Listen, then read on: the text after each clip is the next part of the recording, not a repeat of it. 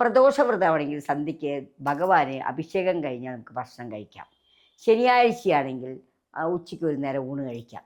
ആ ഊണിൽ ഉള്ളി ഒന്നും ഉപയോഗിക്കാറില്ല, ഉള്ളി ഉഴുന്നൊന്നും ഉപയോഗിക്കാറില്ല. ഉച്ചയ്ക്ക് ഒരു നേരം ഊണ് കഴിക്കും, പപ്പടമൊന്നും കഴിക്കാറില്ല. സ്വാദിഷ്ടമായ സാധനങ്ങൾ കഴിക്കാറില്ല. നമ്മൾ വ്രതങ്ങൾ എടുക്കാറുണ്ട്, പല പല വ്രതങ്ങളുണ്ട്. ഏകാദശി വ്രതം, ഷഷ്ഠി വ്രതം, ഏകാദശി വ്രതം, ശിവരാത്രി വ്രതം, തിങ്കളാഴ്ച വ്രതം, വ്യാഴാഴ്ച വ്രതം, ശനിയാഴ്ച വ്രതം, ഇങ്ങനെ ഓരോരോ വ്രതങ്ങൾ നമ്മൾ എടുക്കാറുണ്ട്. വ്രതമെടുക്കുന്ന ദിവസങ്ങളിൽ പരദൂഷണം പറയാതിരിക്കുക, കൂടുതൽ നമ്മൾ എൻ്റർടൈൻമെൻറ്റിലേക്ക് പോവാതിരിക്കുക, സിനിമ മുതലായ കഥകളൊന്നും കാണാതിരിക്കുക. അത് വ്രതം എന്ന് പറയുമ്പോൾ നമ്മൾ ശരീരത്തിനും മനസ്സിനും ഒരു റെസ്റ്റാണ്. ആ സമയത്ത് നമ്മൾ വളരെ ദൈവികമായ കാര്യങ്ങൾ മാത്രം പറയുകയും ചെയ്യുക. പ്രിയ പ്രേക്ഷകർക്ക് എൻ്റെ നമസ്കാരം. നമ്മൾ വ്രതങ്ങൾ എടുക്കാറുണ്ട്, പല പല വ്രതങ്ങളുണ്ട്. ഏകാദശി വ്രതം, ഷഷ്ഠി വ്രതം, ഏകാദശി വ്രതം, ശിവരാത്രി വ്രതം, തിങ്കളാഴ്ച വ്രതം, വ്യാഴാഴ്ച വ്രതം, ശനിയാഴ്ച വ്രതം, ഇങ്ങനെ ഓരോരോ വ്രതങ്ങൾ നമ്മൾ എടുക്കാറുണ്ട്. ഈ വ്രതങ്ങൾ എടുക്കുന്നത് നമുക്ക് ദശാപഹാര കാലചിത്രങ്ങളിൽ നമുക്ക് ദോഷമാണെങ്കിൽ നമ്മൾ വ്രതം എടുക്കുന്നു. ഇപ്പം ശനി എന്ന് പറഞ്ഞൊരു ഗ്രഹം, ശനി നല്ലൊരു ഗ്രഹമാണ്. ശനി എന്ന ഗ്രഹം നീചത്തിൽ, മേടൻ രാശിയിൽ നിൽക്കാതെ നീചത്തിൽ നിൽക്കുകയാണ്. ദശാപഹാരങ്ങളിൽ ശനിദശ വരുന്നെങ്കിൽ അവർക്ക് ഒരുപാട് ബുദ്ധിമുട്ടുകൾ ഉണ്ടാവും. അതായത് തലയ്ക്ക് പ്രശ്നങ്ങൾ, ആക്സിഡൻറ്റുകൾ, അതുപോലെ തന്നെ പ്രഷറുകൾ കൂടുക, തലവേദന വരിക എന്ന കാരണമില്ല, ഇങ്ങനെ പല പ്രശ്നങ്ങളും വരും. അപ്പം ഇങ്ങനെ ഈ ശനിദശ വരുമ്പോൾ ഇവർ ശനിയാഴ്ച ഒരിക്കലെടുക്കുകയോ വ്രതമെടുക്കുകയോ നന്നായിരിക്കും. ആരോഗ്യസ്ഥിതിയും ജീവിതശൈലി രോഗങ്ങളും ഇല്ലാത്ത നോക്കിയിട്ട്, ജീവിതശൈലി രോഗം, പ്രമേഹം പോലുള്ള ആൾക്കാരും വ്രതം എടുക്കരുത്.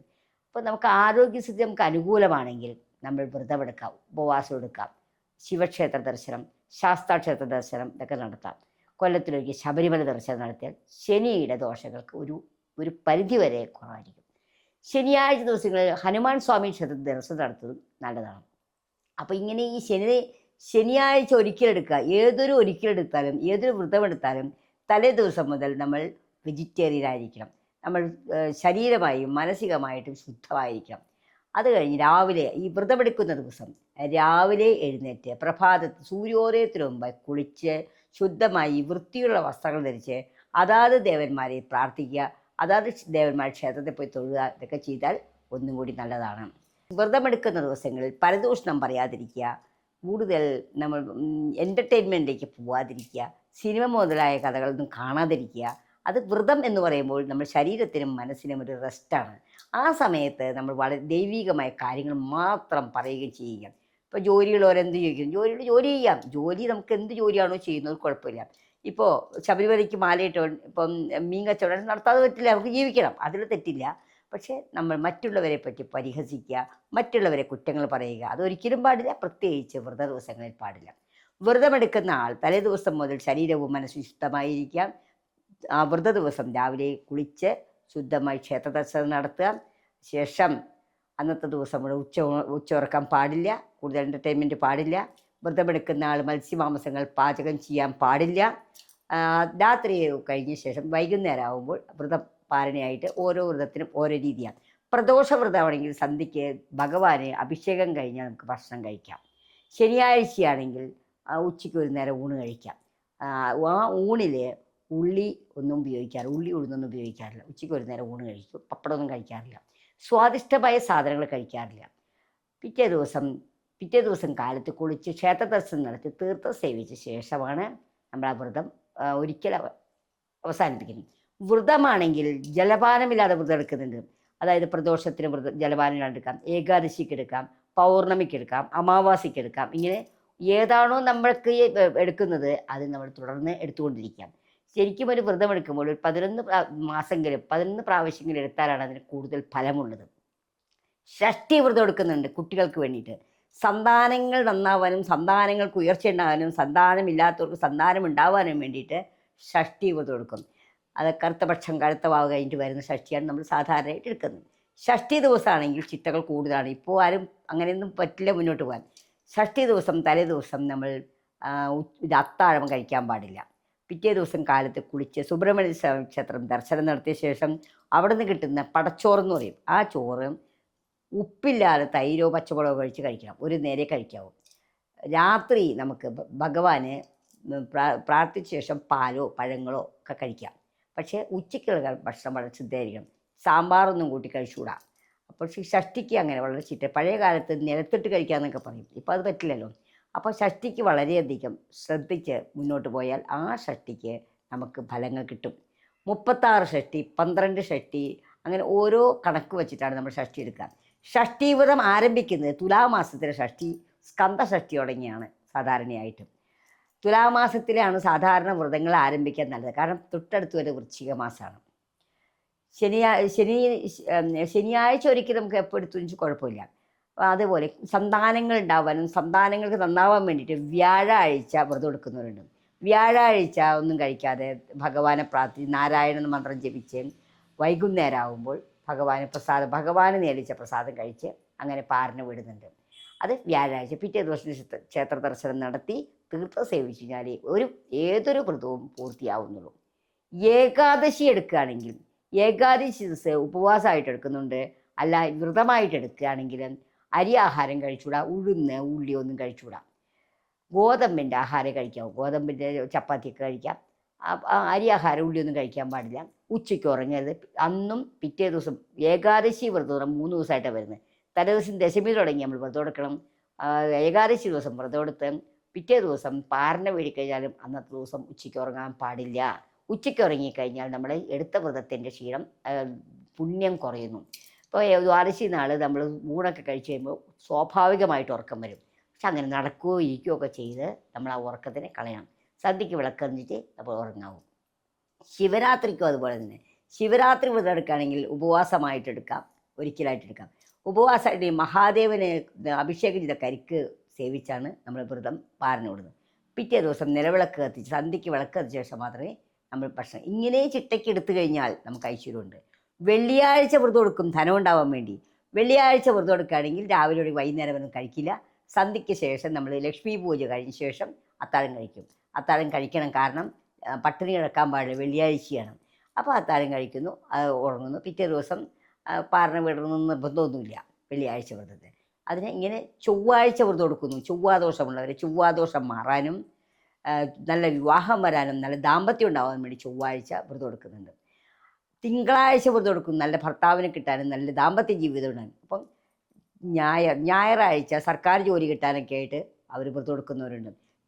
തിങ്കളാഴ്ച നല്ല വിവാഹം തരാനും നല്ല വിവാഹ ജീവിതം ഉണ്ടാവാനും ഭർത്താവിന് ദീർഘായുസ് ഉണ്ടാവാനും വേണ്ടി തിങ്കളാഴ്ച എടുക്കുന്നു. ചൊവ്വാഴ്ച എന്ന് പറയുമ്പോൾ ചൊവ്വാദോഷം മാറാനും ദാരിദ്ര്യങ്ങൾ വരാതിരിക്കാനും സുബ്രഹ്മണ്യ പ്രീതിക്കും വേണ്ടി വീടുണ്ടാവാനൊക്കെ ആയിട്ട് വ്രതം എടുക്കുന്നുണ്ട് സുബ്രഹ്മണ്യന് വേണ്ടിയിട്ട്. ബുധനാഴ്ച വിദ്യ ഉണ്ടാവാനും വിദ്യയ്ക്ക് മക്കൾക്ക് നല്ല പഠിപ്പും വിദ്യാഭ്യാസം ഉണ്ടാവാനും എടുക്കുന്നു. വ്യാഴാഴ്ച വ്രതം സന്താനങ്ങൾ ഉണ്ടാകാനും ഉള്ള സന്തതികൾക്ക് ഐശ്വര്യം ഉണ്ടാവാനും വ്രതം എടുക്കുന്നു. വെള്ളിയാഴ്ച ധനമുണ്ടാകാൻ വ്രതം എടുക്കുന്നു. ശനിയാഴ്ച ദോഷങ്ങൾ തീരാൻ വ്രതം എടുക്കുന്നു. ഇങ്ങനെ എല്ലാ ദിവസവും വ്രതമുണ്ട്. എല്ലാ ദിവസവും വ്രതം എടുക്കണമെന്നില്ല.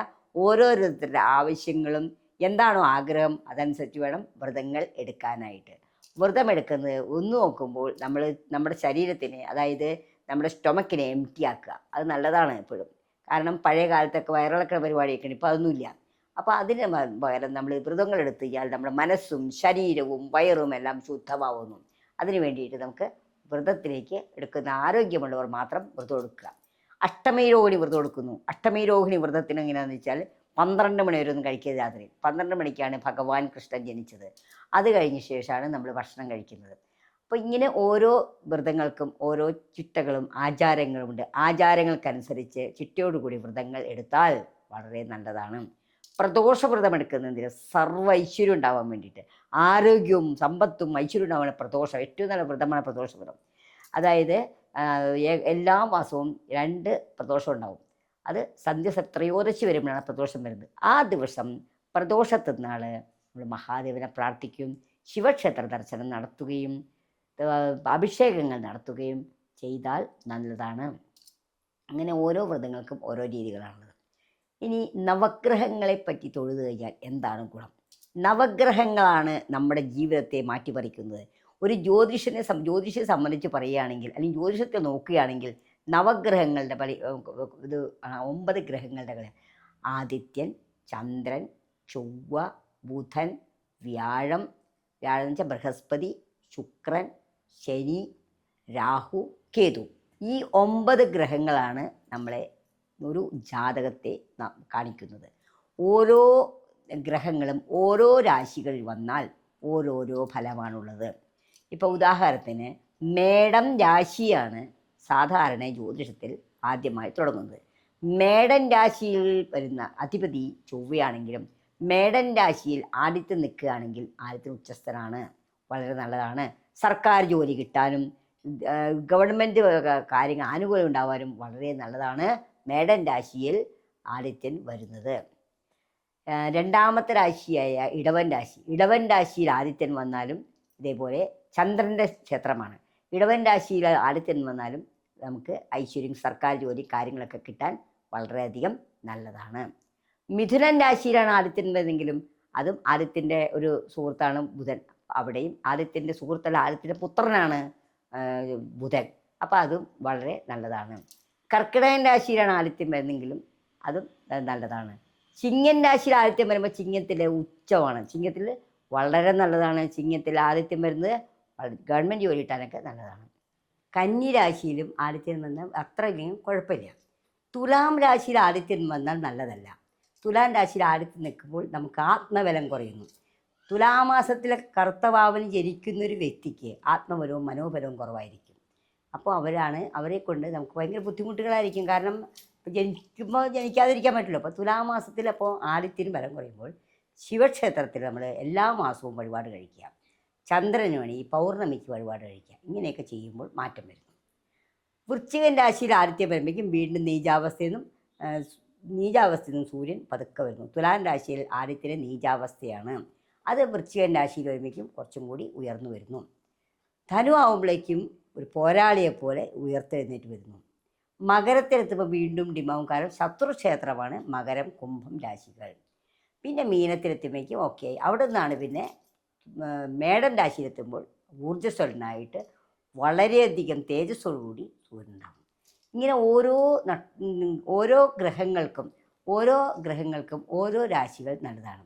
അപ്പം ഇങ്ങനെ ഓരോ മാസത്തിലും ഓരോ ബുദ്ധിമുട്ടുകൾ വരുമ്പോൾ അതിനനുസരിച്ച് ശിവക്ഷേത്ര ദർശനവും മഹാദേവനെ പ്രാർത്ഥിക്കുകയും ഞായറാഴ്ച ദിവസങ്ങളിൽ സൂര്യഭഗവാന് ജലം തർപ്പിക്കുകയും ഒക്കെ ചെയ്താൽ ആ ബുദ്ധിമുട്ടുകൾക്ക് ഒരു പരിഹാരം ഉണ്ടാവും. ചന്ദ്രനാണ് നീചാവസ്ഥയെങ്കിൽ തിങ്കളാഴ്ച ദിവസങ്ങളിൽ ദുർഗാക്ഷേത്രം ഉണ്ടാകും, പോയി പ്രാർത്ഥിക്കുകയും നെയ്വിളക്ക് കത്തിക്കുകയും ഓം ദുർഗേ ദുർഗേ രക്ഷിണി സ്വാഹ ഒരു 21 പ്രാവശ്യം രാവിലെയും ദിവസേന ചാൻറ്റ് ചെയ്യുകയും ചെയ്താൽ അവർക്കിടെ ചന്ദ്രൻ്റെ ആ ബുദ്ധിമുട്ട് മാറും. പൗർണമി പൂജ ചെയ്യാം. പൗർണമിക്ക് ചന്ദ്രനെ കണ്ട് പ്രാർത്ഥിക്കുക, ഓം നമഃ ശിവായ ചൊല്ലുക, അല്ലെങ്കിൽ ചന്ദ്രമൗലീശ്വരായ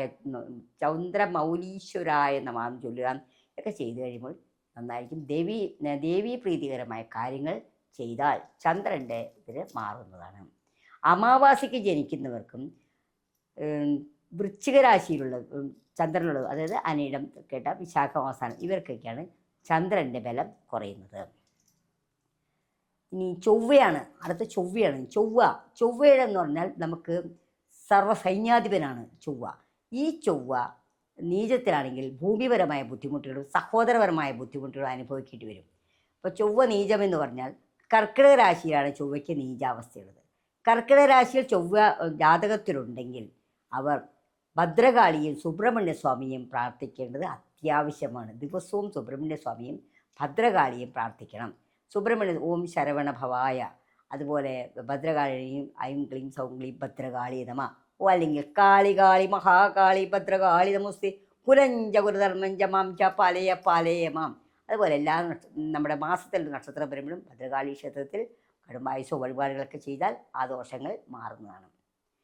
അടുത്തതാണ് ബുധന് നീചാവസ്ഥ വരിക എന്ന് പറഞ്ഞാൽ ബുധൻ മീനൻ രാശിയിൽ വരുമ്പോഴാണ് നീചാവസ്ഥ വരുന്നത്. ബുധൻ എന്ന് പറയുമ്പോൾ നമുക്ക് വിദ്യ, ബുദ്ധി, പ്രജ്ഞ, മേധ, പ്രതിഭ ഇതൊക്കെ തരുന്ന ആളാണ്. ഇതൊക്കെ മങ്ങിപ്പോകുന്നു. അതിന് ചെയ്യേണ്ടത് എന്താണ്? ശ്രീകൃഷ്ണ ഭഗവാൻ പ്രാർത്ഥിക്കാം.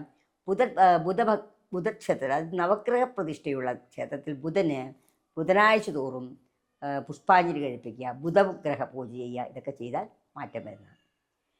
സർവീശ്വരനായ വ്യാഴം, സർവീശ്വരകാരകനായ വ്യാഴം മകരൻ രാശി വരുമ്പോഴാണ് വ്യാഴ നീചാവസ്ഥ വരുന്നത്. വ്യാഴം എന്നുള്ള സമ്പത്ത്, സന്താനം, സർവൈശ്വര്യം, ജോലി, പ്രതാപമൊക്കെ തരുന്ന ആളാണ്. ആ വ്യാഴഗ്രഹം ബൃഹസ്പതി ഗ്രഹം മകരൻ രാശിയിൽ വന്നാൽ ശ്രീകൃഷ്ണ ഉപാസന നടത്തുക, വിഷ്ണു സഹസ്രനാമം ജപിക്കുക, ശ്രീകൃഷ്ണ സംബന്ധമായ നാരായണ മന്ത്രം ജപിക്കുക, ഇതൊക്കെ ചെയ്താൽ മാറ്റം വരുന്നു. ഓം നമോ നാരായണായ ജപിക്കുക, അതൊക്കെ ചെയ്യുമ്പോൾ മാറ്റം വരുന്നു.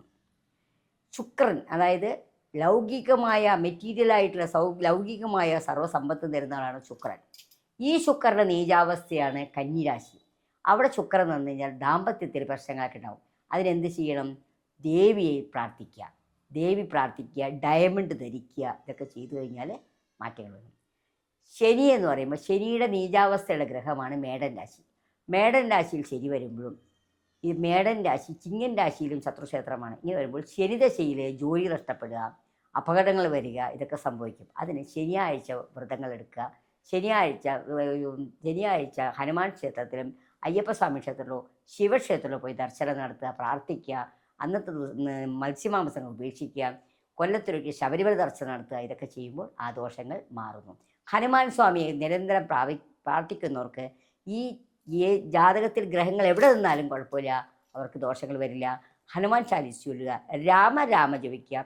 അല്ലെങ്കിൽ ഓം വജ്രദേഹായ രാമഭക്തായ വായുപുത്രായ നമോസ്തുതേ, ഇത് ചാൻഡ് ചെയ്താലും വളരെയധികം നല്ലതായിരിക്കും. ഇനി അടുത്ത ഗ്രഹങ്ങളാണ് രാഹു, കേതു. അവർക്ക് സ്വന്തമായ ക്ഷേത്രമൊന്നുമില്ല.